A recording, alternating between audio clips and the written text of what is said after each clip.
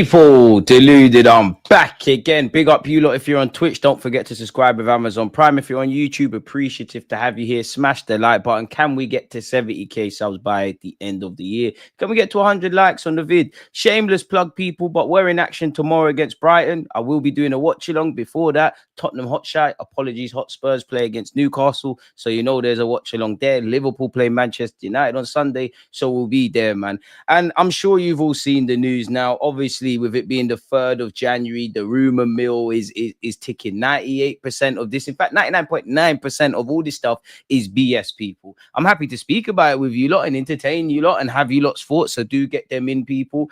I'm sure you've seen the Reteguis, the Asensios, the Evan Ferguson's, Cunha in the last hour. Well, not really the last hour, but the last hour, really aggressive. Nico Williams come back to the fore. So, yeah, we're going to crack on with that in a moment, people. But, yeah, man, good morning, good afternoon, good evening, and in some cases, good night. Where's my manners? If PSG don't want Asensio, then why do we? I don't know. Like, Asensio, good player, Spanish international, experience, a match winner, versatile. Got 1 foot, a bit like Colomani, 1 foot out the door in PSG in what is a reactive window in January anyways. So I guess those are some of the reasons, but damaged goods, really and truly. I guess you could say beggars can't be choosers, and I wouldn't be against it, but I'm not for it. I'd rather us explore other options, if I'm honest. Appreciate you, B. Big up, DG. All the best for the New Year's. Right back at you, and Happy New Year's if I haven't seen you, obviously, since things have gone on. Ben, what have you put here? One love for that. Let me click on that. I have to go on YouTube to see exactly what you said there, to be fair. Do I want to leave YouTube? Yes. This better not be no dodgy links. Ha, ha, ha. See the nonsense. See the nonsense. Let me, yeah, man. Ben, big up you, man, because you're ultimately adding to the content. Yeah, adding to the content. It's bare mind games. Bare mind games. In fact, before we get into this Cunha business, let's type his name in on Google. Mind games to the highest extent. Mind games, man. Save you 5 quid. DG, how long have you been doing the show with Rants? Today was the first full show that I've been able to watch. I like Rants. Graham, big up yourself. Shout out Rants. Been a couple years now, to be fair with you. You know, like frequently we've started them again, but a couple years. It used to be me, him, and Matisse. Probably a couple. When did lockdown happen? Since lockdown, really, like maybe a good 3 years or something. So, yeah, man, nice to see you there, man. Yeah, Fridays, 3 p.m. typically on Rance's channel. I normally clip up clips and throw them over here just because, you know, Rance is my guy, in it. It's a chance to, you know, talk real football. But you lot can see I'm a bit foolish on Rance's stream. I play a bit of devil's advocate. 2020, blood clot. Oh, yeah, it's 2025. You know what? It's true what they say. You know, the days are long, but the years go fast, man. Don't want Retegui. He's no better than Jonathan David. At least David is 2-footed. Yes, I'm his agent working pro bono. Boy, all I'm saying is, let me know privately if you're really his agent.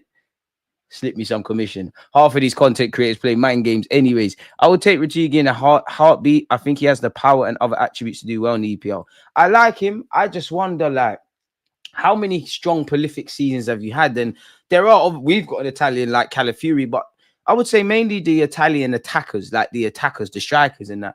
They don't really stay that long in the Premier League. I don't know what it is. I don't know, but it's like they're here for 2 seconds and then they cut, really. So I'm not sure. I just think we're linked with him because we know we need a striker. Arsenal tried to get one in the summer. So it's easy to link us with Retegui, with Santiago Jimenez, with obviously the household names, the Isaacs, etc., etc. So I'm not too sure. I have Gyökeres as well. I have no doubt that Arsenal are scouting, and obviously, you know, we've probably seen him firsthand, but I have to take it with a pinch of salt if I'm brutally honest, man. Again, keep your thoughts coming. Make sure you're smashing the like button and all of that good stuff. Should we crack on with everything, people? Say aye or smash the like button. So yeah, man, let's get into stuff, man. Now I'm sure you would have all seen this whole Cunha stuff again. Oh, sorry, I'm mashing things up. Apologies. Everyone on their nan, whether it's the credited journalists, the ITKs, Cunha is someone consistently being linked with Arsenal Football Club.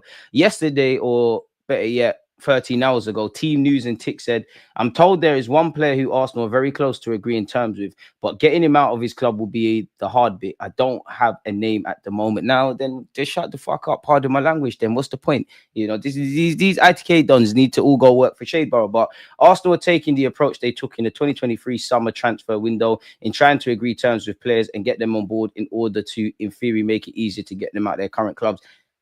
Now, that last paragraph, that again, there's other ways of doing things. That might sound exciting.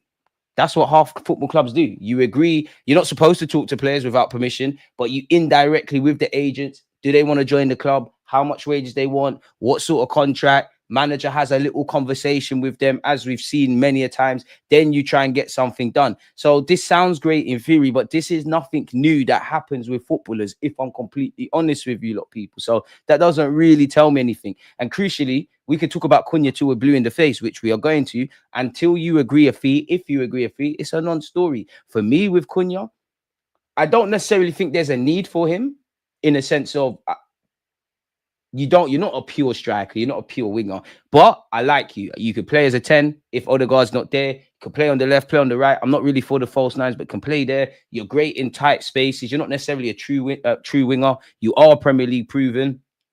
Bring it in it. But I don't know, people. And where you look at it, bearing in mind he's got 2 years left on his deal, Mr. Connor Hume said, Arsenal ready Matheus Cunha swoop. Arsenal exploring a January move for Wolves star Matheus Cunha, sources have told Football Insider. Bearing in mind, we've been here for Caicedo, been here for Mudryk, been here for Vlahovic. Until you see bids agreed, fans on the weirdos online tracking flights and cars and everything. Until I see Cunha coming out and saying, I guess he's Brazilian. I used to watch Edu and Gilberto Silva in the Invincibles. I grew up watching Thierry Henry and Bergkamp. Pinch of salt. It's just merely a talking point. Arsenal exploring a January move for Wolves star Matheus Cunha, sources have told Football Insider. The 25-year-old has caught the eye with his stunning form for the Molyneux club so far in the 2024-25 campaign. A well-placed source has told Football Insider that Arsenal are pushing to land the attacker in the mid-season window, which shuts on the 3rd of February. Forgive me if I'm wrong. Why is it shut on the 3rd of February? I thought it was the 31st of Jan, but fair enough. However, it's believed Wolves are reluctant to let the Brazil international go, presenting a major stumbling block for the Gunners to overcome before a deal can be agreed. Are they prepared to overpay? Naturally, Wolves, if you're Wolves, you're sitting there saying, you know what, Cunha, if you want to leave like a, not like a man, but leave like a man. Stay here now. Do your thing. Make sure we stay in the Premier League. In the summer, we'll pattern it and make it happen. And, you know, let's just say, I'm dreaming, but Arsenal offer Wolves 70 million right now, and then in the summer Wolves only selling for 50. Of course, you've lost out. There's a 20 million difference, but that 20 million might not mean anything if you have Premier League security, essentially. So it is what it is. They're reluctant to letting him go. Again, their new manager has just signed for the club. They're in a relegation fight, but 10 goals and 4 assists in 20 games in all comps. I want that at my football club. Wolves reluctant to sell Cunha this month as Arsenal make move. He has hit 24 Premier League goals in 68 games in the English top flight since joining the Midlands club from Atletico Madrid on an initial loan 2 years ago. An obligation to buy clause made the move permanent for a reported fee of 44 million in 2023. So 44 million, how much would you lot say is an acceptable fee? Not from a Wolves perspective, because rightly so, they know Arsenal are desperate. They want to keep him. They should overprice us. 60 in today's day and age, is 60 all right? Little profit for you lot. I'm sure Atletico got a little sell-on clause. I don't know. Apparently, Arsenal have decided to explore a move for another forward player after Bukayo Saka's injury. We all know we're going to be without the talisman for a number of months after he underwent a hamstring surgery and operation. So it is what it is. Credit to Ben, because again, then you look at the Daily Mail. This is where the mind games happen. Does Arsenal have an interest? I'm sure everybody's interested in Cunha, but does it go from interest to legitimately trying to buy him? Is this just paper talk, or is his agent putting things out there because they're trying to get him to sign a new deal? He's got 2 years left. This says Wolves are working on a new deal for informed star Matheus Cunha in a bid to ward off Arsenal interest, with the Gunners looking to sign a new forward amid Bukayo Saka's injury. The Gunners want to sign a new forward this month following the hamstring injury suffered by Saka. Cunha is emerging as a genuine target for Mikel Arteta, but Wolves are determined to fend off their interest by offering the Brazilian an improved deal at the Molyneux. The forward has 2.5 years left to run in his current contract, but is likely to be tempted by Arsenal. We've seen players tempted. Caicedo was doing up chattings on Instagram. Mudryk was doing up chattings. Douglas Luiz was doing up chattings. He can be as tempted as he wants. Arsenal could want to get him. You need to agree a fee before anything goes. And we all know January is a difficult window. Bearing in mind, Wolves will have to, it will have a knock-on effect because Wolves will have to replace him. And think about it logically. If there's an inside forward at whatever club, Wolves sell Cunha to us. Wolves try to come to us if I'm that club to buy my player, I'm going to say, boy, I just saw you get 60, 70 million. And plus, we've got our own things that we're trying to do this season. If you want him, the asking price was 40. You better have 60 for us.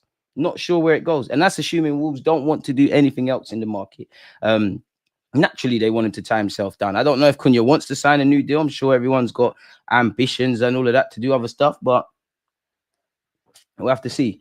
But if Wolves can successfully tie the forward down to a new deal, which could include a release clause, it would effectively end Arsenal's hopes of a deal this month, unless the Emirates Stadium club are willing to pay over the player's valuation. Wolves have shown a sharp improvement under newly appointed head coach Victor Pereira, but remain in relegation danger. With that in mind, the Molyneux club are determined to keep the 25-year-old this month, which his age is a good profile, though sources close to the deal are not completely ruling out a move. I mean, sources close to the deal, willingness to do it. He could be enticed by Arsenal. This is stuff that arouses your imagination. For me, I just need to see people picturing you arriving at London Coley, innit? And for me, boy, off the left-hand side, that would be great, man, if I'm honest with you. Well, there's nothing else of that article. So that's where we're at. We've gone over that already. Moving on, Mikel Arteta did say on new signings, the market in January is much more limited than the one in the summer. He then said on making signings this month, when something is in the market that we can afford and believe is going to have a real impact on the team, we have to be open to that possibility. But at the moment, the focus is on what we have. I'm not going to lie, Arteta. I remember when you used to say we have to maximize every transfer market. This don't sound as bullish as it used to be. Fair enough. The market is much more limited than the one in the summer, but I don't know if fans have to be realistic. People's expectations and dreams are something good. Boy, I don't know, man. We heard, there's money there. There's no limitations. We'll have to see. What is this? This January, Mikel Arteta's 11th transfer window as Arsenal manager. He has recently passed his 5th anniversary in charge. In total, he's signed 30 players for a gross spend of 714 million. Despite 2.5 years of competing for the Premier League title, there remains a nagging sense that Arsenal are still a couple of finishing touches away from truly completing the transformation of the squad. The one area of particular focus in this regard is the forward line. Arteta has 6 options: Bukayo Saka, who's obviously injured, Kai Havertz, Gabriel Martinelli, Jesus, Trossard, and Sterling for 3 positions. The manager's mantra has always been they can win without relying on a superstar goal scorer. Saka's a superstar, and can you really? Fair enough. As Liverpool have in Salah or Manchester City possessing Haaland, but the decline in open play chances over the past 2 seasons has called the theory of collective firepower into question. And really, I'm not dissing them. They're all good players, but truly, hand on your heart, people, of those names there, from August to May, who is going to get double figures for goals and assists, whether it's in the Prem or all comps? Saka is the one you'd bet your life savings on, right? Other than that, Jesus, like you as a footballer, as you look, no, great form. Trossard, you've shown you can score goals, but you're not really a starter like that. Sterling, Gaza, man, we love you. Myth, Martinelli, Myth, Kai Havertz, you did your thing in the second half of the season, and you've done quite well at Arsenal. But if we're looking at you to be the difference maker, rather than just someone that can do that, I personally believe we're in a spot of bother. So let's move on. In this context, it's interesting to reflect on a major, there's no way I can say that word, people, of Arteta's 5 years in charge, the lack of investment in the forward line. He assigned just 6 wingers and strikers in that time, one of whom was then 32-year-old Willian on a free transfer in the summer of 2020, who left a year into a 3-year deal. He's actually left Olympiacos now. Another was Marquinhos, who was signed at 19 for 3 million and has played just 1 minute in the Premier League. He's currently on loan at Fluminense. In comparison, he signed 5 goalkeepers, 11 defenders, and 8 midfielders. In both volume and cost, Arteta has invested more than double on those tasked with stopping goals. I don't disagree with that, because defense wins titles. I'm here for that. But defense wins titles, goals win games, and we don't know how we're going to do that, regardless of Gabriel Jesus' form. Hoping Martinelli does a thing. Maybe Kai Havertz potentially exceeding initial expectations. There's no way around it. Like, this is why I tell fans, you can look at the last 2 seasons. There's been an improvement in terms of scoring goals. There has been seasons across the last 2 years where there's been multiple goal scorers. But when you break it down, if we're not scoring from set pieces and we're not creating chances, we're in issues. If Saka isn't doing the business, we're in issues. Again, if we just want to be a team that challenges, we have more than enough. If you want to be a team that gets over the line, there needs to be more answers than questions. That's just my thoughts, though. So I don't necessarily disagree with that, but yeah, people.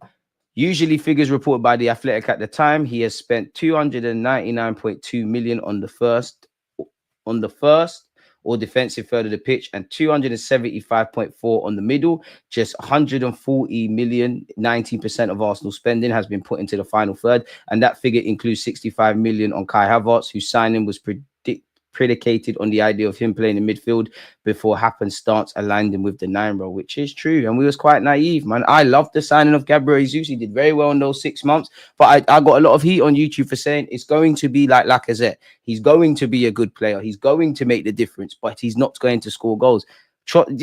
We ain't even signed that many attackers. To be fair, of the attacking options, Trossard's been one of the better ones. Odegaard's been a very good signing. Kai's doing his thing. Jesus hasn't been terrible, but hasn't been amazing. But if you were to look through, you know, the further back you go, we're more happy with those kind of collective signings. No, I'm not sure. I think Gyökeres will be a better striker than Isak long term. Gyökeres will get more goals in the next couple of seasons. DG Brazil stocks in Arsenal are going to go through the roof if Cunha signs. I hear it. I wouldn't mind having Ferguson, but he's not first choice when he lands at the carpet. We do need curtain raisers. Gyökeres looks like he's hungry and works hard for the team and scores all the time and would suit Arsenal. Ferguson is in no man's land. Either Brighton have told him what the plan is for him over the next few years, or he's just about surplus to requirements there. Arteta can't make the excuse because he wasted last summer's transfer window, and I would expect to do better this month. Nico, Isak, Saka, or Gyökeres. Saka, which lineup you going for? I'd rather Isak personally. Don't understand why we're linked with Ferguson. I get he's young, but he can't get into the team over Welbeck and Pedro. If anything could go wrong after signing Marmoush, it would probably happen to us.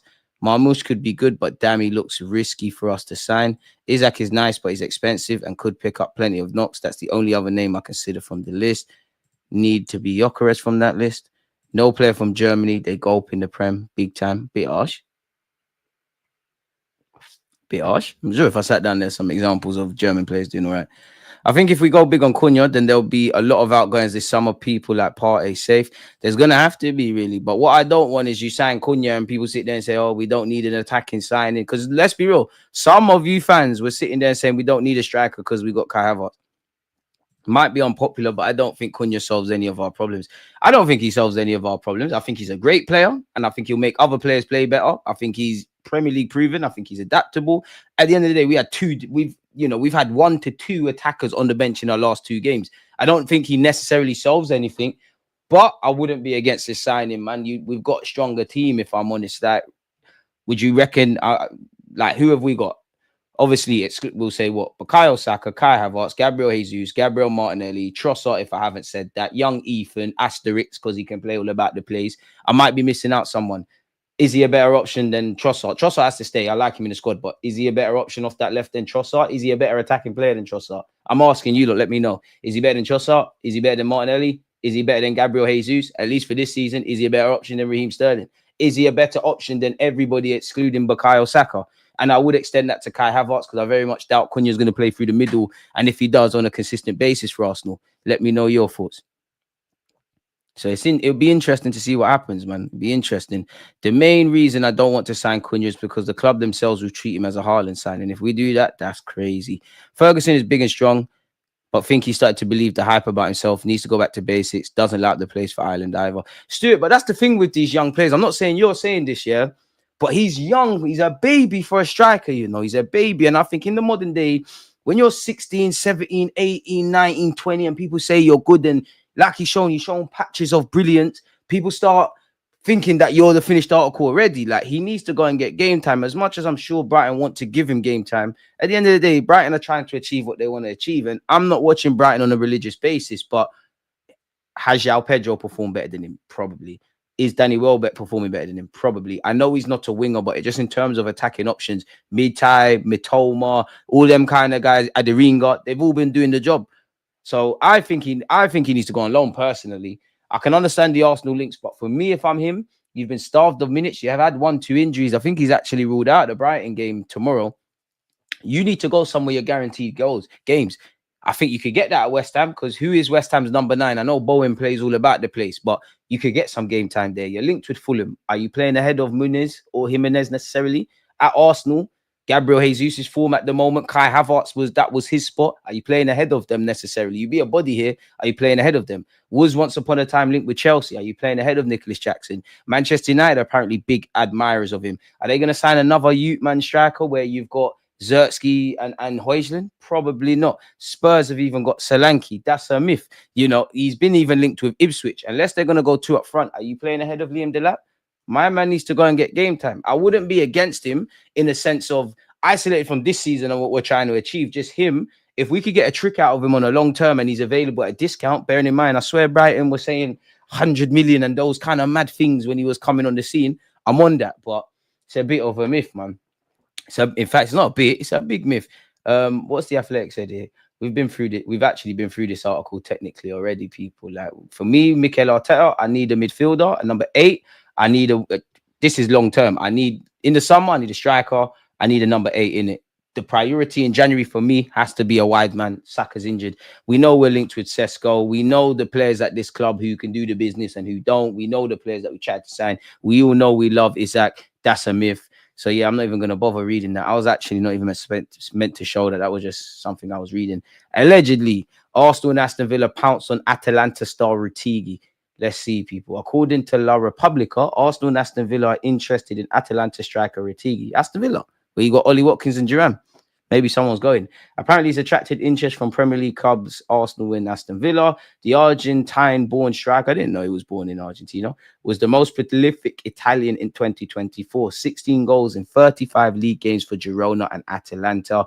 Last summer, the 25-year-old completed a permanent 22 million euro transfer to Bergamo, Atalanta, and is their joint best scorer in Serie A this term, alongside Marcus Thuram with 12 goals in 17 league games, one every 81 minutes. He's under contract until 2028. Atalanta don't want to sell him in January, people. So it's a bit of a myth. Their managers even said they need attacking reinforcements. So we'll have to see exactly what happens there. I think this is just the same article saying the same things. Moving away from that, Arsenal have been linked with Marco Asensio, who left Real Madrid for PSG, has really struggled. Allegedly, sources have told Court Offside that Asensio is also willing to consider an exit from the Parc de France and is known to be in talks with clubs such as Newcastle and Aston Villa.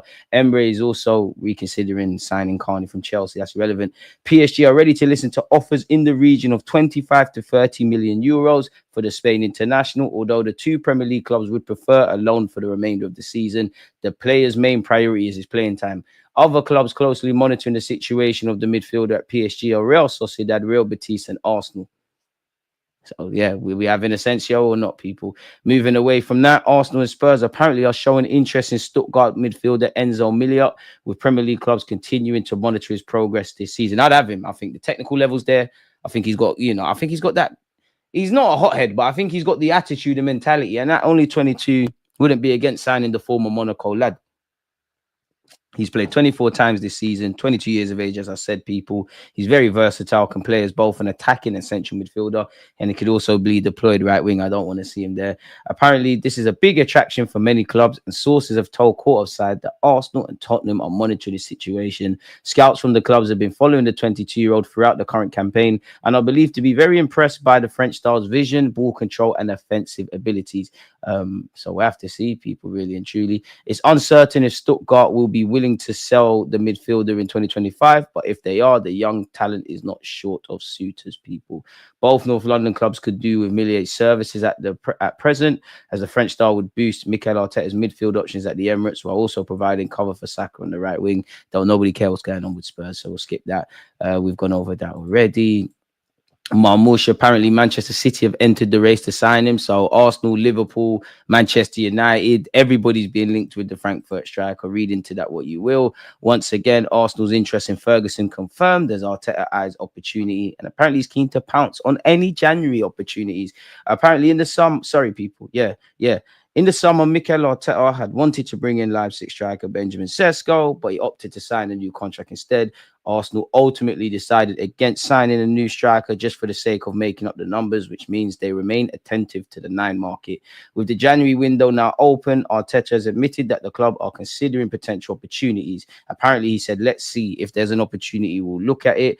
Apparently, one such opportunity could be Brighton youngster Ferguson. Arsenal's interest in the striker dates back to his initial emergence and to his initial emergence, and Football Transfers exclusively reported in 2023 that the Gunners had earmarked him for a potential transfer in 2024. However, recurring injury problems, that's not what we want to hear, especially with our current climate, and a dip in form derailed the Gunners' plans, and Ferguson, once the Premier League's next big thing, now finds himself struggling for minutes under Fabian, who is, I can't pronounce his name, forgive me. In December, reports emerged that Brighton were open to loaning the 20-year-old out in January, though he's insisted these claims are wide of the mark. Ben Jacobs has now reported Brighton have still not made a final decision on his future, with the number one priority right now still getting him back to full health and match sharpness. So, question marks over your health and match sharpness. Does it make sense to sign him in January? I don't know, people. I'm not really sure. Is this a case of creative journalism? Probably, if I'm honest with you. Jonathan David is two-footed. Asensio is past his best. Premier League is too quick for him. We need some two-footed duns. We should go to a club like Newcastle. He should go to a club like Newcastle, Spurs. He'll get minutes. Yeah, but they got like you're gonna be second fiddle. Like you're not gonna be the starter. You're playing catch up to Isaac and maybe even a fit Callum Wilson when that time comes. You're playing second fiddle to Solanke unless the situation changes. I don't know. Not gonna lie, I've already accepted the fact we ain't signing anyone this January window. My expectation could not be lower. Best way can't be disappointed. Shout in the circle, man. Not him, please. Please, not Asensio. I love the silly season links where we're linked to everyone and sign no one. I like Carney, but not at the moment. Are we going to sign a striker and sack a replacement? Watching from Kenya. Luke, I wish I had the answers, man. I wish I had the answers, but I'm here trying to find the answers with you. Until we see David Ornstein and Romano and people are tracking flights, this is just tabloid talk. At the end of the day, it's the hope in life that kills. These rumors are keeping the bills on, keep paying the bills for these journalists. We've been linked with Joe Bellingham, Ferguson, Nico Williams, Retegui, Nico Williams, if I haven't said that, Rafa Leao. We've been linked with bare players already on the 3rd of January. I'm having Bellingham. Well, I'm having both Bellinghams, man. You should do an FPL chat ahead of game weeks. Who's in your 11 for game week 20? Now, that would be spoiling it. I'm not FPL king like that. I'm just happy to be here with you lot. If we get Nico, I can see him providing so much service to Havertz, but he will be wasteful, big chances, or not in the right position, and we can't trust Jesus to score, stay fit. Some of these signings by Arteta are just awful. What do you think of Kubo coming to the carpet? I'm not against it, man. I'm not against it. He's definitely better than Leao and Nelly. He's young as well. Could only go upwards bar injuries. I mean, Cunha's 25. So you're at that kind of where you're hitting your kind of peak now if you're not ready. I'm not against it. I don't really feel, beyond having more creative or better yet attacking options, beyond just getting a good player, I don't really think he solves anything necessarily in Arsenal's 11. Like if everybody's fit, I don't think he solves anything. But off that left-hand side, he can't be any worse than what we've got. And he's a bloody good player. So get it done, man. If we let Marmoush go to Liverpool, how foolish of the board to miss that opportunity. Assuming we're into him, because rightly or wrongly, Arsenal might not even give a flying monkeys about Marmoush. Again, what the tabloids are reporting and what's going on in the footballing world could be very different things, man. Very different things. This is why, for me, I take all of this with a pinch of salt personally. Moving away from that, allegedly, Arsenal ready to trigger Nico Williams' release clause in blockbuster January deal. Yeah, fucking right, mate. Arsenal are continuing their pursuit of athletic club star Nico Williams as they look to bolster their squad in the January transfer window. Sources indicate the Gunners are in ongoing discussions with the player's agent and are prepared to act swiftly to secure the signature of the Spain star, who has a release clause of 58 million euros in his contract with the Bilbao side. Arsenal are waiting for Williams to give the green light to a move before proceeding. So regardless of having the finances to activate his release clause, if he doesn't want to leave his boyhood club mid-season, which in the summer he waffled about, I want to see out the season, I want to try accomplish something, can't really go anywhere. It's just like Sesko. You can afford the wages, you can pay, but if my man don't want to leave, it's dead. Arsenal, so yeah, it is what it is. If the 22-year-old gives his thumbs up to the deal, Mikel Arteta's side are ready to trigger his release clause. The move would represent a more economical solution compared to AC Milan's Rafa Leao, another target for whom Arsenal have held conversations. Leao is valued at 75 to 80 million euros, and the wages, they'll probably be on the same kind of wages anyways, because Nico Williams ain't on cheap wages. Significantly more than the Spanish international. The urgency to strengthen has been heightened by Bukayo Saka's injury, which is set to rule the England international out for up to 3 months. Saka's absence leaves a massive void on the right wing, and Arsenal's current depth in wide positions is a concern. While Martinelli and Trossard offer versatility, both are more comfortable on the left. Nico Williams would likely become the first pick in this role, but he would also provide cover for Saka on the right in the meantime. Additionally, Chelsea loanee Raheem Sterling, who could also provide cover, is also sidelined and has struggled to impress since arriving at the Emirates. Boy, I don't think we're getting Nico Williams, but there you have it. Celtic are ready to battle Premier League clubs for Arsenal's Kieran Tierney. I reckon Tierney, regardless of any other Premier League clubs, unless it's some massive project, you're going back to Celtic. He's set to leave Arsenal in January 2025 or at the end of the season. His contract at Arsenal is expiring soon. Celtic are expected to push for the signing of Kieran Tierney from Arsenal and are ready to battle Premier League clubs for the left-back signature. He's ready to leave. Arsenal had the option to extend Tierney's deal by another 12 months, but have chosen not to do so after he fell out of Mikel Arteta's plans in recent campaigns. Apparently, Celtic are keen to bring him back home, people, whether that's now or a pre-agreement for the end of the season. His high wages at Arsenal could make a January switch difficult for Celtic, with a move in the summer regarded by sources as a much more likely outcome at this stage. Fair enough. So I don't think we're going to lose anything there. Obviously, Zinchenko, Calafiori, and Timber are all seen ahead of him. We'll have to see. Kiwior is actually still linked with moves away as well. Let's start closing this because it's a bit annoying to look at. Tab police allow me. I'm just making sure I don't miss anything for you guys, man. Smash the like button if you haven't. Keep your thoughts coming. We've definitely gone over the Cunha stuff. What else have we got? Celtic are in talks with Arsenal regarding the move for Tierney. Once again, the player's keen on the move. I initially saw Romano say that, to be fair. Apparently, Nuno Mendes of PSG is a target for Arsenal, Bayern Munich, Liverpool, City, and Manchester United after rejecting PSG's latest contract offer. I mean, we love a left back, wouldn't be against it. Dani Olmo's agent has said that they're going to do everything to stay at Barcelona. Allegedly, we have been linked with Kubo in the last 24 hours. Arsenal have a historic interest in Real Sociedad's Kubo, but a lot of the current links is his agent creating interest. The player has a 60 million euros release clause, and a Premier League player has spoken to the 23-year-old about life in England. Yeah. Arsenal pulled ahead of Chelsea and Liverpool in the race to sign Marmoush, according to Court Offside. We're signing everyone. Arsenal, Barcelona, and PSG are interested in unhappy Chelsea attacker Christopher Nkunku. We're linked with everyone. Barcelona are still looking at Thomas Partey. Perez has made William Saliba his dream signing for Real Madrid in the near future. We're due some money in January if this will open. AS Monaco have agreed personal terms with Stuttgart for Mika Beref, who we let go in the summer. We let him go for nearly 5 million euros. So they're going to make a quick profit there, aren't they, really? We've been linked with Santiago Jimenez. I don't buy that for Arsenal. I must admit, I don't buy it. I really don't buy it. But Arsenal, Nottingham Forest, AC Milan, there's definitely another one. Aston Villa have all been linked with him. Nottingham Forest had a bid rejected in the summer. So, yeah, I don't know, man. DJ, I was listening to a Celtic podcast this morning. They're trying to offer a pre-contract to Tierney. There's still details to be clarified in respect to the end of the season. Agents throw our name into every link is pretty obvious. Hatto would be amazing, but yeah. Skip on Nuno Mendes. Hatto's the only one. I don't know about that. Leao is clear of Nico Williams. Bring either one, man. I don't think Williams is going anywhere. All of them players there are luxury options. Kudus, Williams, Leao. I even think to a degree Cunha, but we have to watch that. Morgan Rogers is more than welcome, man. Cunha this season for me has been top 5 players in the Premier League. Rogers would be cold, man. Pardon me. Still want us to sign Hatto. Still think it would be potent to have the option of keeping Partey in midfield or moving MLS forward or even moving Odegaard right wing. I don't know about that, dog, but yeah. Tommy needs to go in the summer. Boy, TG, do you think the Cronkies are denying Arteta their checkbook? Not necessarily. Maybe. I do think there's a reality. They could have said, you know what, you signed a couple of players and then they've kind of gone to waste. Get some money in terms of outgoings, which I did think to a degree was a bit of a case in the summer. But no. Surely you've quote unquote gone too far to turn back. Like you've gone way too far to turn back. You've already committed now. You might as well. I just think we haven't handled it right.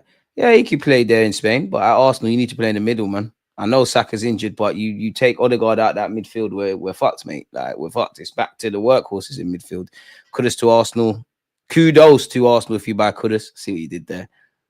Nico Williams looks like he'll end up like Munyain. I remember when he was hot for Smile. I think you mean a while, but he never left.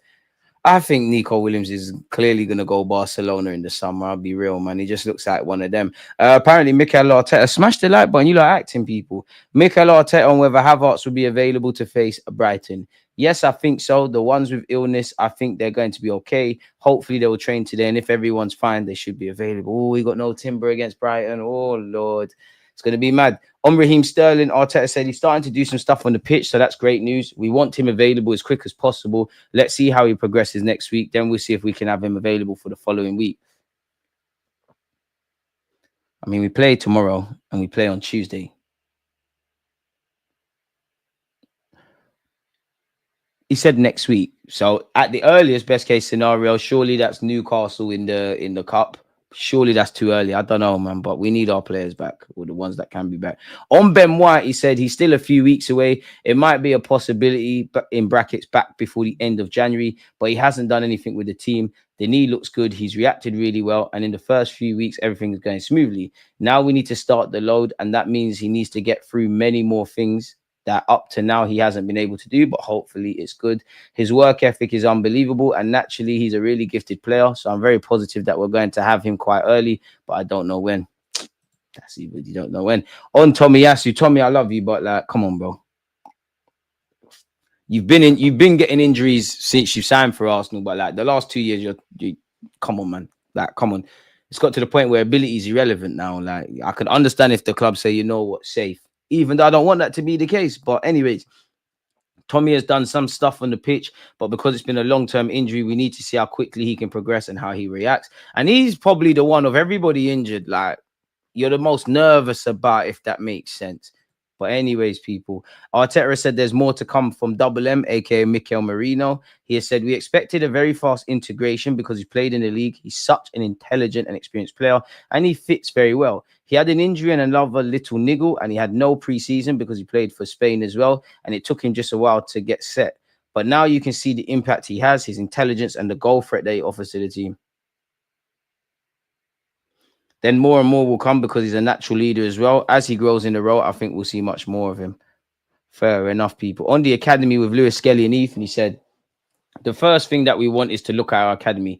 Can we get what we want in the academy? That's option number one. If we don't have it there, then we have to look elsewhere. We have to develop our players in different positions and make them more versatile. I agree. I think Lewis Skelly and Ethan are playing because they deserve to, not just down to injuries, but because they're options to play other players. They play because they're good players. You can have a lot of talent, but maybe that talent doesn't have the space in the squad. It's something that we have built over the years to create with the players that are coming through, especially with the spaces in our squad, so we can use the players that we have. We have put in a lot of work. Mertesacker and the team have done a lot of great work, and we are on it. We know the level, and along with the system we have at the moment for where they are playing to where they have come from, the gap is huge. But we're trying to find ways to make sure they can fulfill that gap. Fair play, man. What else have we got? The amazing Arsenal record Martinelli has extended. Martinelli has been back amongst the goals recently, and that means he's extended his incredible record when netting in red and right. Martinelli scoring it, being incredible. But one thing is in common with all of Gabby's 47 goals so far. Whenever he's found a net, he's never finished the game on the losing side. I love Martinelli, but Gabriel Jesus has that. That means you ain't scored enough goals. Imagine Thierry Henry, Haaland, Salah, all them guys there, never losing a game when they've scored. You ain't scored enough goals. Big up Martinelli. Hopefully you and Jesus can carry us. We need you to. Let's see what Arteta has said ahead of the Brighton game, people. He said Kai Havertz should be back on the fitness bug, or better yet, the sickness bug in the camp. The ones with injuries, I think, are going to be okay. They will train today, and if everybody is fine, they should be available. We've gone over Sterling and Benjamin White and Tomiyasu. On Declan Rice, we need you against Brighton.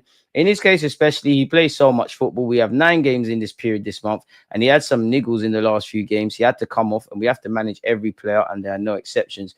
On potentially signing anyone in January, I don't know, again, because the focus is on the players that we have. When something's in the market that we can afford and believe is going to have a real impact on the team, we have to be open to that possibility. We have the ability to change the squad in the windows, but at the moment, the focus is on what we have. On Kieran Tierney, all the players that are here want to focus on performing and impacting the team. If something happens there, we'll assess it. So he said a lot, but also nothing. But also, you get where he's going, innit? On if Ethan is the most natural replacement for Bukayo Saka. What do you lot think? He's a player that can play in various positions. It's not a position that he's played a lot when he was at academy level, but he can adapt to the demands that we have in 2 or 3 positions. I think he did really well. We've gone over Mikel Moreno on Gabriel Jesus. It's about supporting our players, and they know that they have to go through some periods that are not exactly how they plan because a part of that. But as well, they have to believe in themselves, and we have to make sure that if one day they doubt, then we're there to recognize them and make sure that they feel from our side how much we like them and how happy we are to have them. On Brighton, he said they're a really tough opponent. When you see the record they have at home, the way of playing, the capacity to adapt to different shapes, it's really impressive. I think he's done something slightly different to before, and I really like them. I really enjoy what they have done. Fair enough, people. We've gone over the academy stuff. Big up the academy dons. On whether if he was looking at the academy due to PSR, no, you're not going to say that. Big up Lewis Skelly. We wish you and Ethan the best, but I mean, with the whole transfer stuff and the concerns, I kind of want to get into the what really matters immediately. On the Premier League race, we have to show the same level of consistency and a bit more, because the last year we have been the best team in the league. Did we win the title though? If Liverpool win it, if City win it, if I was their manager, I'd say, Arteta, you be the best team in the league. Okay, the title. Anyways, broken various records and still haven't won a major trophy, so something is missing. You reckon? Okay, you're right though, Gaffer. It's going to be a very thin, small details. You can pick up certain games and situations, but at the end, we're so close, and we just have to flip that coin to the other side to make it happen. That's only going to happen if we do what we have to do, and what we can control. The rest is out of our hands. Have we done everything on and off the field to control that? Because this season, we knew we can score from set pieces, keep that on. Breaking down low blocks and open play chances, issues. The squad depth, issues. The left-hand side, been an issue for 2 years. The right-hand side, if there's absence with Benjamin White, Odegaard and Saka, there's issues. You can't stand in the rain and complain you're wet. So I agree, Gaffer, but we have not controlled what we can control. On the options on the right to replace Saka, I said on day one, when Bukayo got injured, I think it's going to be a lot of different options, especially with the amount of games that we have. There's not one player that's going to play 9 games in a row in that position. Boy, shows you how good Saka is, because there's a chance Saka could have played all of them, or at least the majority. It's impossible. So when we look at that and we look at the opposition as well, especially the way they defend, the way they occupy spaces, one day a natural or inverted footed would be more useful. So, I mean, if you're Gabriel Jesus, Martinelli, Trossard, Ethan, game time, innit?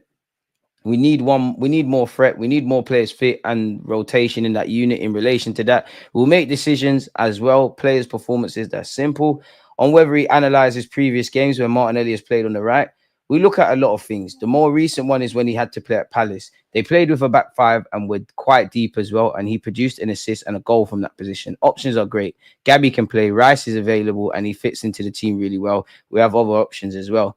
On whether the team is performing at a higher level this time around, to a higher level, yes, especially to a higher level with a lot of very different circumstances and challenges we've had this year.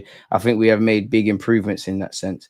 On whether the gap between us and Liverpool is motivation, we don't know. This can fluctuate within a few weeks. It sounds boring, but it's about our performance and looking after ourselves and the things we can control, and to keep evolving and improving. If we perform at the level that we are doing, we can win a lot of games. And the reality is that every game for everyone is a massive challenge. We've gone over the Benjamin White stuff. On Jorginho and Partey being able to talk to foreign teams, that situation is there in the contract, so that is a possibility. It's close communication with them to understand what their idea is, what they want to do, express our intentions, and then let's decide for everyone what the best option is. But it's 2 players that I'm very, very happy with. They add such value to the squad, and I want to keep them in the right frame of mind, because the most important part of the season is coming up. On whether he wants them to stay, what I can say, it's not about what I want, it's about what those players have in their minds and their situations. I don't want to start these conversations now. I want them to have them much later, because the focus now has to be what we have to do in the season. They can understand the intentions, and then we'll see what we can do.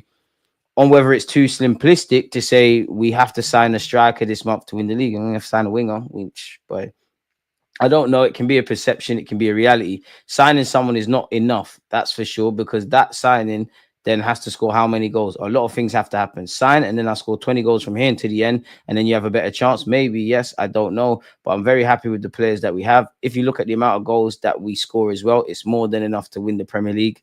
It's how we're going about it, Gaffer. It's how we're doing it. And let's be honest, a lot of the goals are like when we're having those mad goal periods, they're clustered in a couple of games. And we're lying. It's not lies, but it's not exactly honest.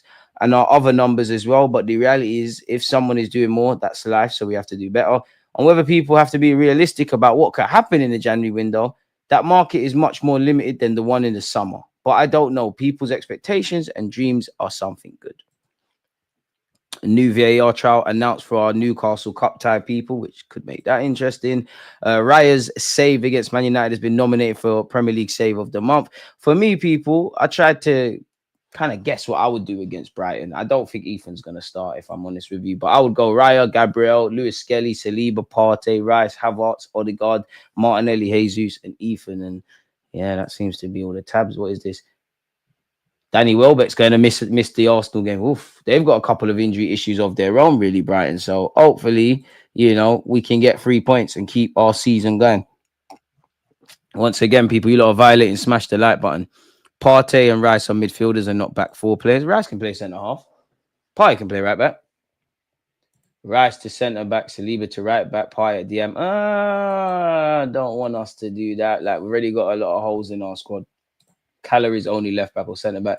Can you cover some Man United content? Follow the second channel, DG Sports Views. We do it all up there.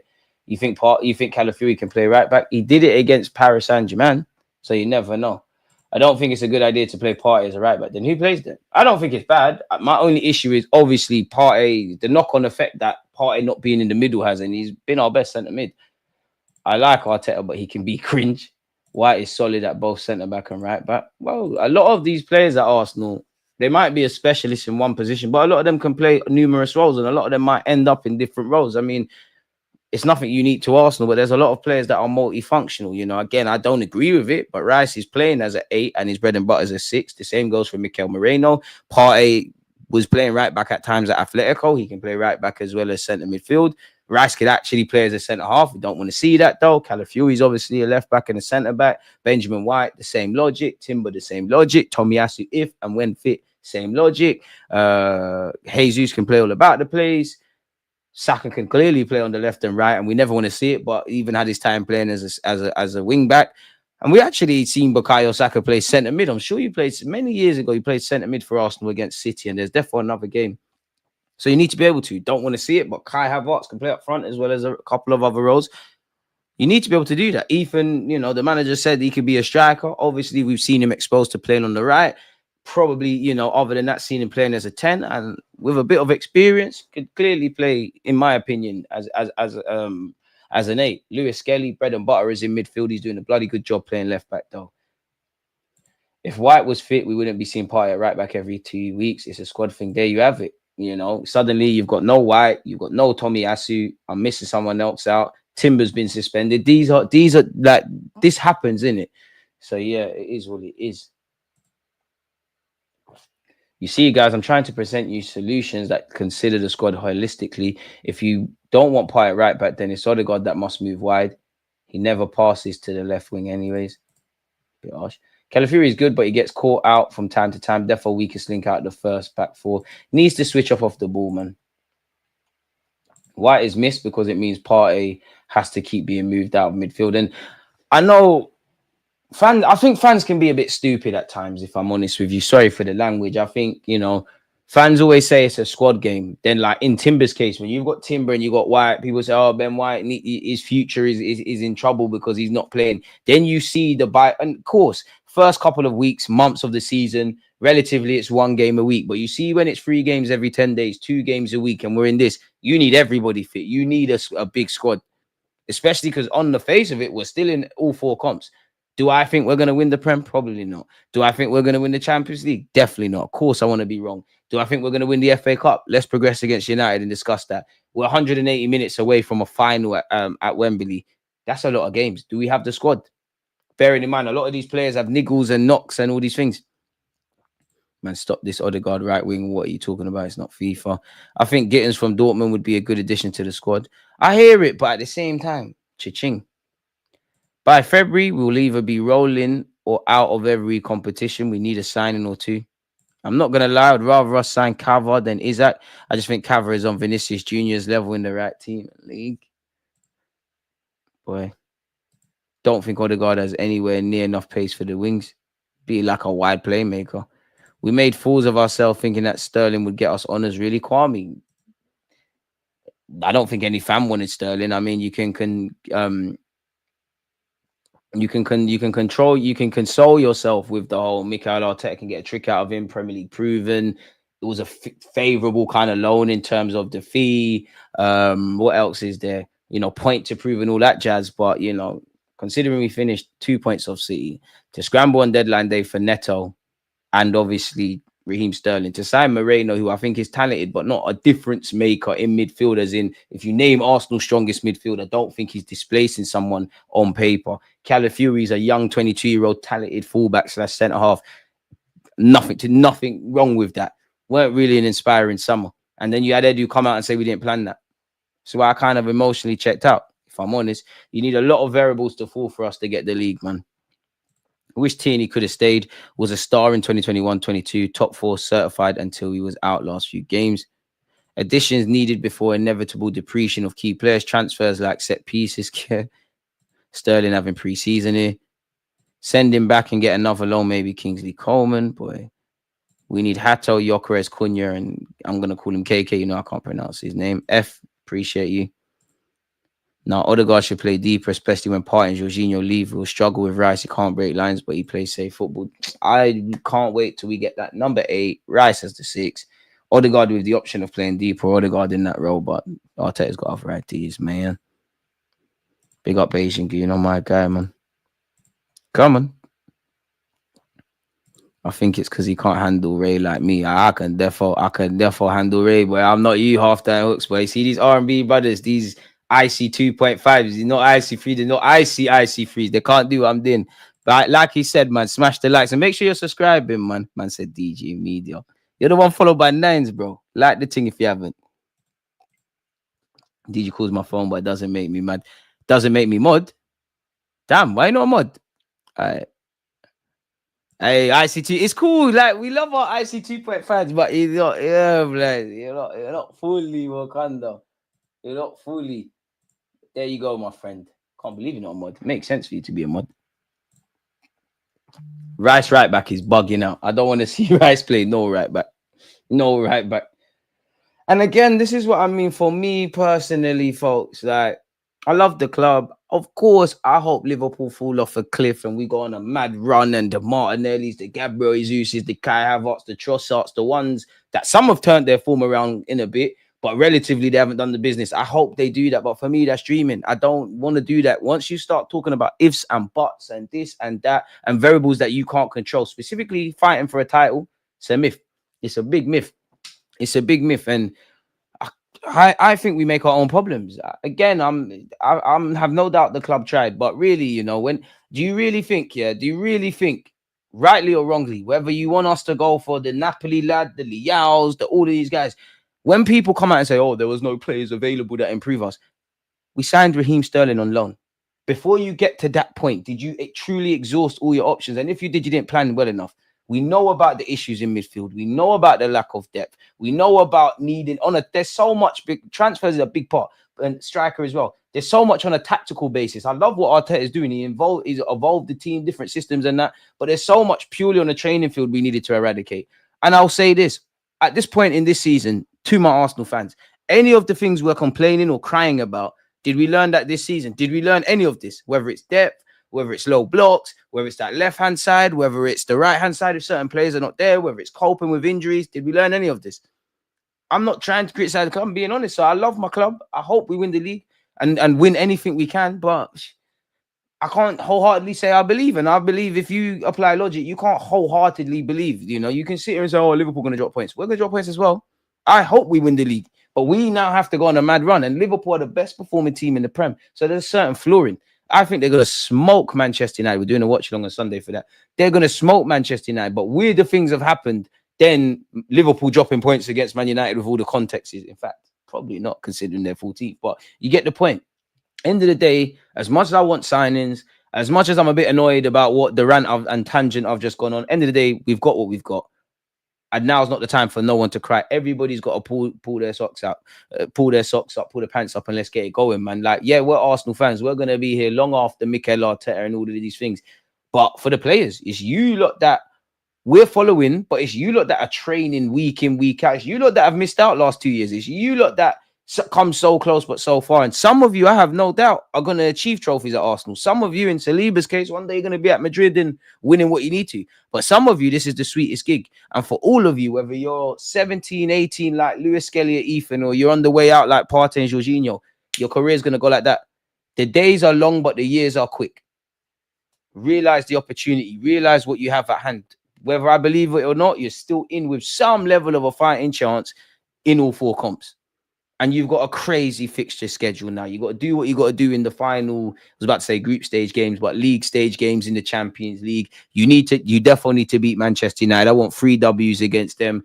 Boy, Newcastle's a difficult task. Personally, I think we need to kill that at the Emirates, because going to St. James's Park isn't nice.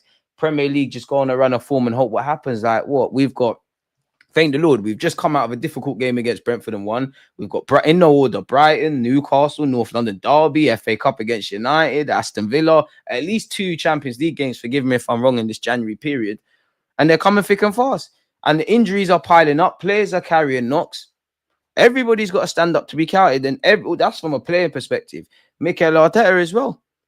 You know, I think there's a couple of players that generally this season, I can't ask more. Of course, there's some games man could have done better in that. I think Saliba and Gabriel, not really got any complaints with you two. I think from what I've seen with Timber, bearing in mind, with the exception of the whole team in the first half stinking up the place against Fulham, I think you've been doing your thing. Raya, you was a bit drunk against Brentford. Generally, you've been doing your thing. Bukayo Saka has been exquisite for us. Young Ethan and Lewis Skelly, you've done what you can. I think Thomas Partey has been quality. And I'm not trying to put these players against anyone, because it doesn't matter how good they are. Others need to step up. Who else has been good for the majority of the season? I might be missing out 1-2 names. So if you lot want it, if you lot want to end something in here with silverware, if you lot want to create some sort of history, if you lot want something that marks for some of you, anything from 1 to 2, and including this year, 3 years of this project since we've started fighting for a title, and we've got over what we had, you do what you need to do. Prove me wrong. I don't think we're winning the Prem. I don't think we're winning the Champs. Prove me wrong. No one be more happier than me. I honestly think the League Cup is the only feasible one, and that's not a guarantee. Liverpool's still in it. Newcastle, you're even talking. I'm even talking like we're in the final. You know what we have to get through. Ah, man. Hope and pray, man. Hope and pray. The days are long, but the years are quick. DG 2025 contender for quote of the year already. Do you know what? I heard it last year and it's just stuck with me. Fabio's time at Arsenal is done if we sign another 8. We still talking about Fabio Vieira. Crazy. If we're looking for some X factor to spice up our pushes for trophies, then sure we can get Almo, but we're desperate for numbers. Those numbers must be quality too. We're not getting Danny Almo, man. They're going to sort that out at Barcelona, bro. They're going to sort that out, man. It's over. Liverpool will destroy Man United. It's obvious. I believe so as well. But if Liverpool lose that, you need to make sure you beat Brighton, because we have no margin for error. It's all fun and games talking about Liverpool got to do this, they got to do that, the third. They want it. They're doing very well. You've got 3 players at that club who have won the league and the champs already, and 3 that could be out the window. Especially 2 of them are on their way out in terms of their careers. You've got experienced individuals. And they've been, I don't think Liverpool have been perfect. There's been a couple of near misses. I think Ipswich early in the season was a near miss. I think Fulham was a near miss. I think Arsenal against them was a near miss. I think Southampton was a near miss, but they got out of it. They got out of it. Because the way it's looking, if there was to be some Disneyland, we've done the impossible thing. Obviously, we need to go on a run. They need to drop some more points. I look at that period, is it March, April? I think it's even April, where we got to go to Southampton and then Anfield. 2 grounds that some of you are older than me. You've seen Arsenal win the league at Anfield. I didn't. And yeah, St. Mary's is not Anfield. It's not Anfield. It's not St. James's Park. It's not these kind of clubs there. But for us, we do kind of shoot ourselves in the foot there. And you've got Aaron Ramsdale, who did they play? They play Crystal Palace. I'm not going to lie, I love Ramsdale, but you weren't good enough, like it's a mad watching Ramsdale in goal, and it's not at Arsenal. He does some fugazi stuff.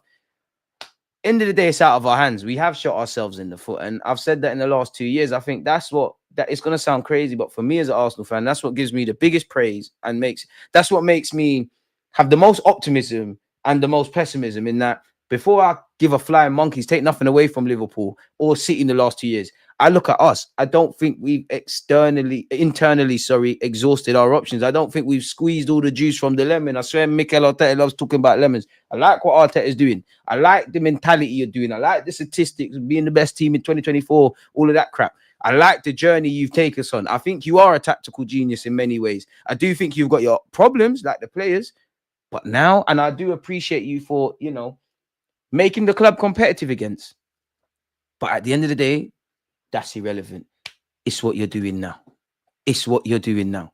It's getting over the line. The man says it himself. The players say it. Josh Kroenke said it. I don't want lip service unless it's only from Gal Pause. I'll be silly. Get over the line. Because I don't know about you lot, but I'm not going to be here in 2035 saying, oh my God, 2024-25 season, 23-24, 22-23. We got so close. That's a loser thing. What's the point, man? If we were all to run a race right now, the one who wins, that's great for you. Obviously, second and third get medals. If I am running in the race and I am running, and I'm actually in the lead, somehow I've ended up 8th. Well, am I going to sit there and say, oh, I was good for 30 meters though? It's a 38 game calendar, lad. And I do think as a football club, we're quite naive. And I think our fans are hella naive. One good win, bring on Real Madrid. We're the best team in the world. Lose a couple games, fans throw their toys out the pram. I do think there's some that do too much with the Mikel Arteta negative thing. And then I think there's some that I think they fancy him. I'm sure he's a handsome man to some, but I think they fancy him. Because for me, I rate Arteta. I just call the man a genius. I think there's so much to like about him. But I like my club more. And if I rate you, I have to hold you to the high standards. The standards you set, the things you say. The start of 2024, what did they say? We got one of the smallest squads. The end of 2024, the other week, what did they say? We got one of the smallest squads. I'm not just saying this on Arteta. I'm looking at the whole club. They do say collaboration. If nothing changes, nothing changes. Overstand that. If nothing changes, nothing changes. Mikel Arteta previously said we've got to maximize all the windows. Considering we're 2 points off City, was that summer maximizing? Fair enough. And that tells me maybe not so much on Mikel Arteta with what I'm about to say. 3-year deal was handed out. Window like that. Probably elements of complacency, thinking that certain players are better than what they are, and certain players form at some point in the season. Probably, making people think we're of a level we're not. Inability to, in fact, naivety to not look at last season and think, bloody hell, we got lucky with injuries. But typically that's an issue of ours. Even the fact that we say we got lucky with injuries, it was only the last leg of last season. Tomiyasu and Partey came back in and Timber missed the whole thing. If nothing changes, nothing changes. So I'll always have hope. You hope for the Disneyland Channel thing, the Leicester kind of season. But, boy,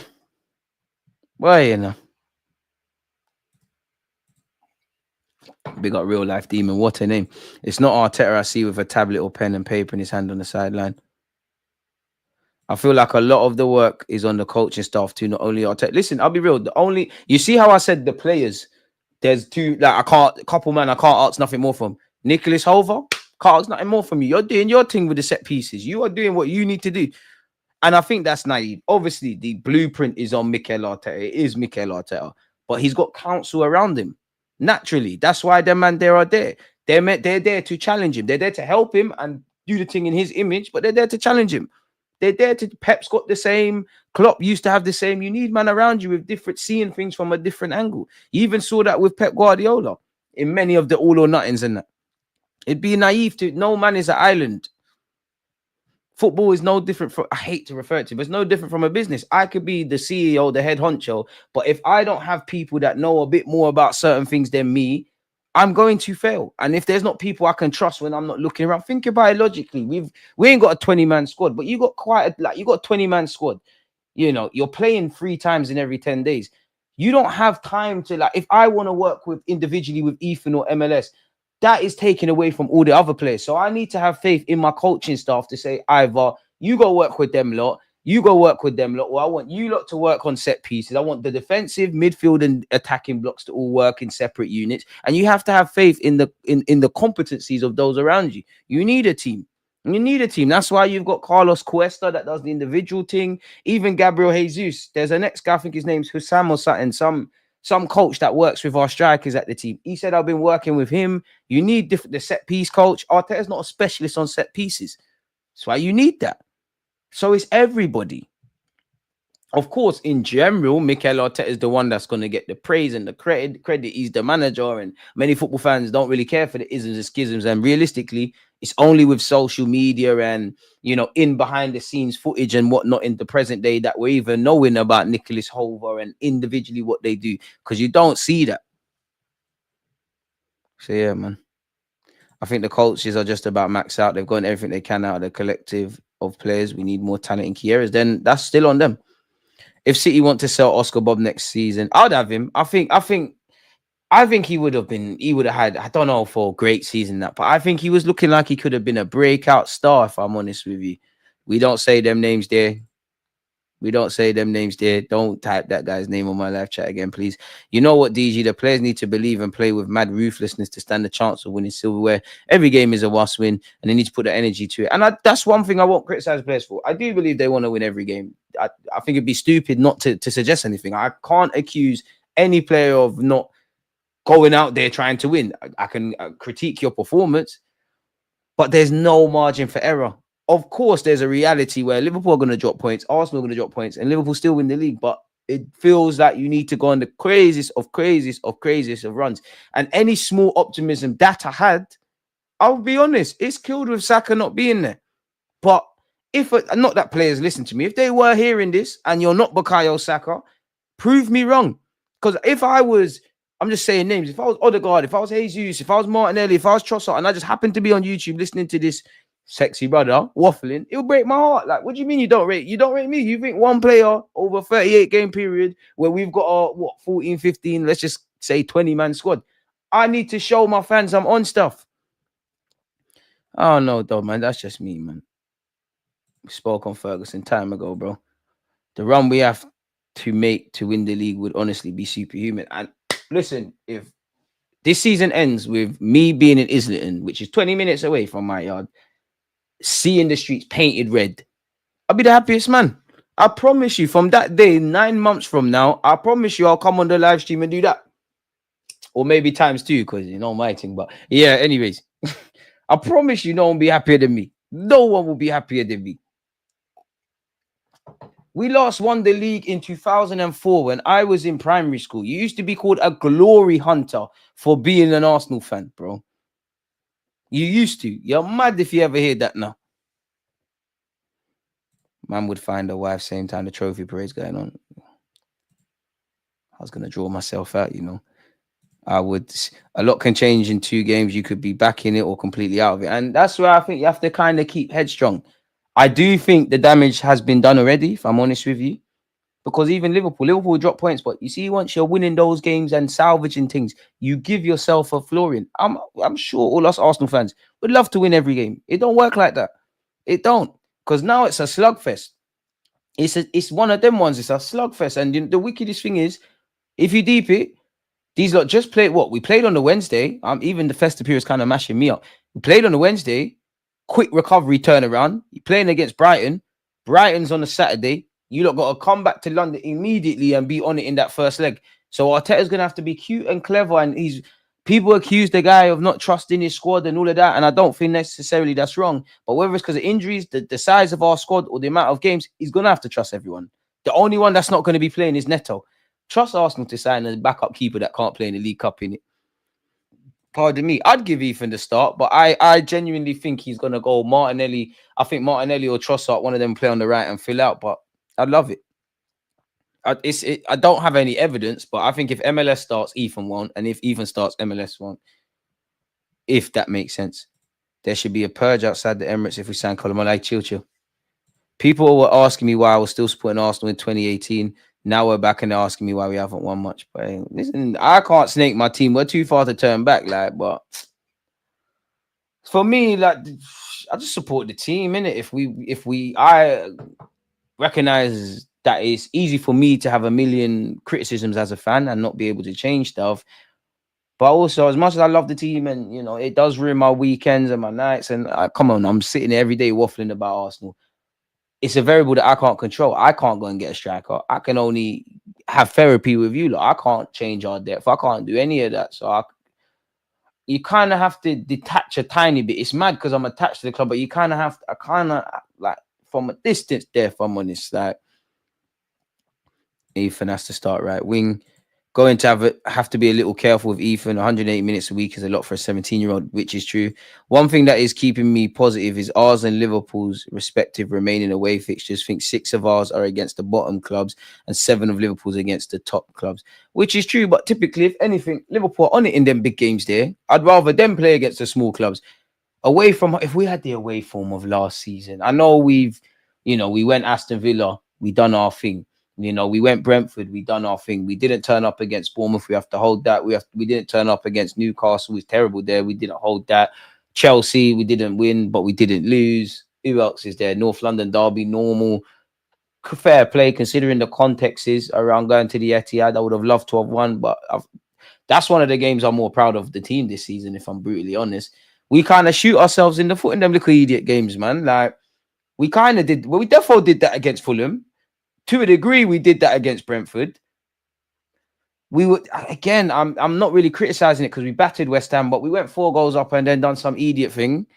So this is like, we really need to count our blessings that it could be a lot worse. It could be a lot better. Where do we go from here? The future brings uncertainty, and the future of this Premier League is bringing uncertainty. The past brings regret. I'm sure if we could go back in time, there's numerous points we'd change. The present, what we're doing in this present moment. And that's what these lot can do. Because some of you won't play for a club bigger than Arsenal.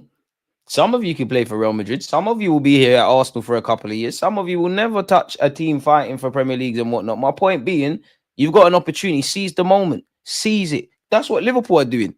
I don't know if Liverpool sat there internally in the summer with Arne Slot and all these guys saying we can win the league. I don't know. What I do know is they must have sat there at some point as they're winning their games and thought, you know what, we're onto something here now, lads. Let's run with it. We struggle against the low block teams. Exactly. I mean, all of these things that we're talking about, I'm not saying you're saying this, but we never learned that this year. No, we didn't. We didn't learn that this season. Better yet, is what I should say. Think we're looking a bit quicker and brighter. Might just be coming to the ball at the right time. Hear you, DG. I'll be there with you. Starting to get old, won't be able to remember. I follow Arsenal. So do it, man. More live, man. Nah, you will, man. You will, man. You will. I think there's many more twists and turns to happen. Yeah, 100%. But let's make sure we can capitalize. Newcastle getting top 4 this year. Top 4 spicy. Very spicy. Nottingham Forest not going away. Newcastle doing their thing, which convinces Isaac to stay. Boy. Oh, man. We love football. We can win the League Cup only as much as we can win the Prem or the Champs. It requires us to bring a certain standard consistently for all of them.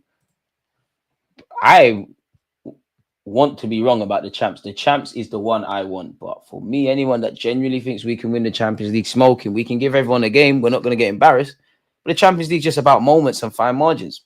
One of the players that typifies that in this Arsenal team probably is not going to be there. I hope to be wrong. But them kind of fixtures in the Champs, they're going to be there in March and whatnot. Saka's not going to be fully fit. Why are Arsenal always late for the transfer market? Why not do the Liverpool way? You hear Liverpool sign a player, boom, 48 hours and it's gone. I wish I could answer that for you, my guy. I genuinely wish I could, man. I wish I could, but I ain't got them answers there, man. Like, the way you back Jesus and Martinelli, I know you think we're winning the Prem or the Champs. Half-time hooks, moving like a full-time crook, that don't make sense. You back Kivior, I back Jesus. I don't give up on Jesus. I don't give up on Martinelli. And how fitting was it that you, after drawing out these man, you're watching them score. Make sure you're following Hooks' thingy, man. YouTube channel. Spurs are getting beat 5-2. I don't expect a single signing. Realistically, we aren't signing anyone. Doesn't matter where Odegaard plays. Just note that these are options in-house. Alternatively, Havertz, Jesus, Martinelli can fetch minutes there. No, Rice inverted left back. Can get away with it, I guess. But DG, if Partey left in the summer, do Arsenal go long-term with Rice in the 6, Odegaard in the 8, and we buy a new 10? Does that work? That's an option. I would prefer to just see Rice in the 6, Odegaard as a 10 or 8 option, and just buy me a number 8, man. I remember we had options galore in that regards. It's weird how we get all of the Chelsea rejects. There must be money laundering thing. Damn. White, Tommy, Timber out. We had cover, but they also got injured. These things happen. Sign another right back or winger. They could get injured. Party could be injured right now easily. We've got one of the. These are part and parcel. Injuries. I like chefs cutting their hands. Of course, you can't predict these things. But in many ways, Arsenal should, because of our injury record, we should be one of the best suited to coping with injuries. And thank the Lord, we actually have all these defenders because they're dropping like flies. Mikel Arteta said we've got one of the smallest squads. We've got one of the smallest squads. We want to be a team that competes for 4 trophies, right? That's 38 games from August until May. God knows how many in the FA Cup if you go from the first round to the final. The same goes for the League Cup. The same goes for the Champions League, where there's, forgive me if I'm wrong, there's not more games. I barely passed maths at GCSE level. This don't sound like it's adding up. So we can do all of that. Everybody gets injured. We can do all of that crap. But it don't mean nothing. I'm not saying you, but this sounds like cop-outs to me. No, I'm not doing a watch along for that. Brighton like to play out the back. That German coach is not scared. I'm not expecting a low block. It's going to be a tough game. It's going to be a very, very tough fixture for us. Revenge isn't the right word, but I want revenge, man, because I was at the game. I was in the press box, and I listened to Mikel Arteta. He sounded quite cheesed off, but the Brighton manager was so smug. So he just had an aura I didn't like in that game, because I actually like him in the aftermath of that game. And the way he was talking, it wasn't a red card. I see him crying and bitching about the Aston Villa one. It wasn't a red card. Shut him up, man. And it's childish, but the Twitter admin of Brighton, when Arsenal lose, they do this. I don't know what Arsenal fans peed off these clubs, but Brighton and West Ham, I don't know when we became, this is more on social media, I don't know when we became you lot's rivals. We don't know you lot, man. Tomiyasu being out for so long is actually doing my head in now. The pressure is on our back line road. He would have been amazing, but at this point, I love Tomiyasu, but I can understand if the club cut ties in the summer, because at the end of the day, you're never there, man. Alberto Morelo is decent, more than welcome. I don't think we'll sign him and Kubo, though. Martinelli is important to us. Don't want to hear all of that BS about my Brazilian brother. He's still young. I love Martinelli, but realistically, you're a squad player until we should have an upgrade on you, and you're a squad player until you start doing starter stuff. Jesus has it in him. Maybe there's one last dance left in him. I still remember when he first arrived, he really changed our world. He did, but time changes, man. Time changes. And I mean, for Jesus, it's not that it's all right, but at the end of the day, Jesus, Zinchenko, Jorginho, you might have won stuff. Couple of you ain't. Was Partey there when Atletico Madrid won the La Liga? I don't know, but it's irrelevant because none of you have achieved anything of significance at this football club. Arteta alluded that they won't sign anyone in Jan. They probably sign Ferguson on loan. On one hand, I'm not necessarily optimistic we're going to sign players, but on the other hand, whether it's blatantly obvious Arsenal need to sign players, which is kind of the case, naturally, like the gaffer's going to keep his cards close to his chest, surely. Nah, I'm not selling Martinelli yet, man, but I've become to accept what he is, in it. And, everyone's got a price, but Martinelli only goes when I see that bad boy left winger arrive and that striker. Love Martinelli, man. Never given up on him, but, boy, more questions than answers. I need someone who's giving 50% of what Saka does. I need a striker that's getting close to 20 goals. I need a number 8. I need more squad depth for Mikel Arteta. I need you to find solutions consistently for an open to score goals from open play and break down low blocks. I need you to keep, take the good that we're doing and make it great. And there's many things Arteta is doing that I want to state. There's many things to like. And that's the saddest thing. There's many things to be positive about with this football club. That's why I don't understand when there's a lack of, I personally think when it comes to Arsenal content, there's a lack of balance. There's a lack of nuance. Everything in football analysis, especially on this space, it's all agenda driven. It's all for rage bait and clicks. I don't think I fit in this place, man. I don't even know why I'm on YouTube, man. It's very exhausting, man. It's very exhausting. He better get his confidence back, man. But on that note, though, people, man, I don't want to ruin you lot's Friday with this waffling. Appreciative to you lot tuned in. Obviously, I'll cut up some clips on this live stream for those that missed it. If you're tuning in on a replay or you just come in, appreciate that. Don't forget, we're watching Spurs against Newcastle. We'll be live from 12:20. Then we're watching Brighton Arsenal. Sunday, we're watching Liverpool United. Tuesday, it's Arsenal Newcastle. And we're going and keeping it moving, man. If you haven't hit the like button and if you're new here, subscribe. We're trying to get to 70K. God bless you all for listening, for talking, for engaging, for differences of opinions. It means the world, man. And I mean, it's the 3rd of January. So, yeah, I'm going to keep saying Happy New Year. I think we'll end the Happy New Year stuff on Monday, innit? But on that note, I mean, you lot have been talking about fullback depth. Against this right back, Charlie, definitely.